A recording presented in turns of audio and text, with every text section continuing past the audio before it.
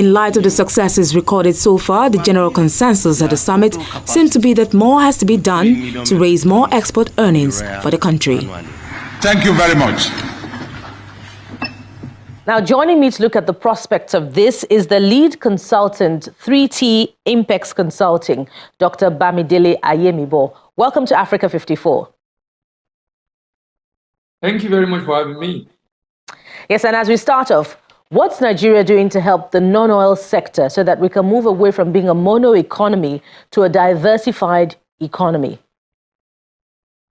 The government is trying to do a lot because it's become necessary because of the challenge we're currently facing in the sector, particularly issue with foreign exchange inflow into Nigeria. CBN and Nigerian Export Promotion Council are trying to do different initiatives. On the part of Nigerian Export Promotion Council, they have what is called Export for Survival Initiative that was launched last year. And the part of CBN, we also have another program launched last year called the RT200FX. That's the race towards generating $200 billion in the next 5 years. The only challenge I have is the fact that there's no synergy such that these can be done together. But more importantly also is the fact that we are not hearing the presidency talking about this. Just the way when the Anchor Boreal program was launched, how the president was talking about it, the minister was talking about it. We have not seen that happening within the export space, even though the government agencies are trying to do a lot by themselves. But it would be good if the president can own this initiative to be able to salvage Nigeria and help us generate more forex into the country. You're saying that you're not seeing a synergy between the CBN and the Export Promotion Council. What can be done to address that? That's why I mentioned the presidency. The president hired both of them. So he will be able to get them to work together. They are both working for the same government to be able to help the government to achieve whatever they have promised Nigeria. So the president should find a way to bring them together. So we shouldn't be seeing two initiatives launched. We should have one initiative launched by the federal government, the president, and then all the agency or government concerned galvanizing around it so that we can have a synergy and be able to get the desired result. Now, pardon me if I may ask, how will, the fact that we have parallel markets, the official exchange rate and then the, Bureau de Change exchange rates, how will this help this goal of the RT200 or work against it if you catch my drift? The goal of RT200 is actually to converge, to increase FS generation, so as to make FS available and crash the price so that they can be convergent. That's the goal of the RT200. So with the RT200, if we're able to achieve that objective, we will have a lot of dollar supply in the country. The price will come down, and then we'll be able to have a convergence between the parallel market and the R&E window. That's the objective. So that's the whole essence of having RT200, to be able to generate more foreign exchange and make Naira appreciate and drop the exchange rate price.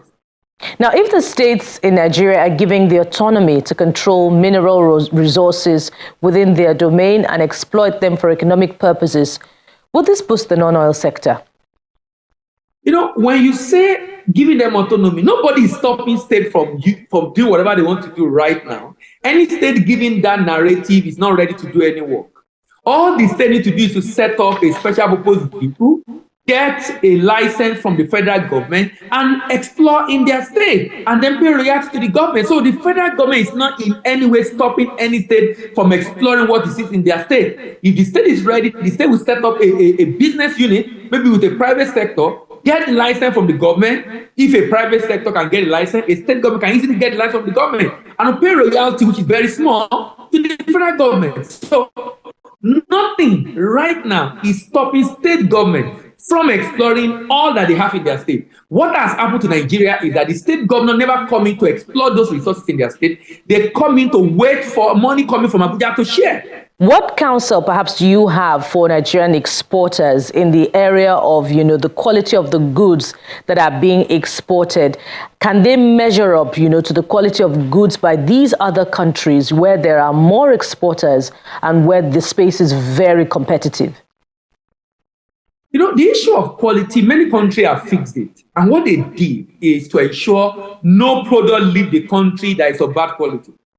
So Nigeria needs to set a minimum standard. If you are shipping ginger, this is the minimum standard. You are shipping sesame seed, is the minimum standard. If you are shipping cocoa, this is the minimum standard. so that when it gets to the port or the agency of government check it, if the quality is low, take it back. Let it be used locally. Don't send it abroad. So if there's some country that when you go below the minimum standard, the good will not leave the country. When we do that, naturally, both the exporter and the farmer will adjust. If we do that, we'll solve this problem once and for all. You know, Mr. Bamidele Ayemibo, we hope that the relevant government agencies are taking notes and are, making the right moves, to make the industry competitive for Nigerian export players. I want to thank you very much for your time and contributions on Africa 54. Mr. Bamidele Ayemibo is the lead consultant, 3T Impex Consulting. Thank you very much. Thank you.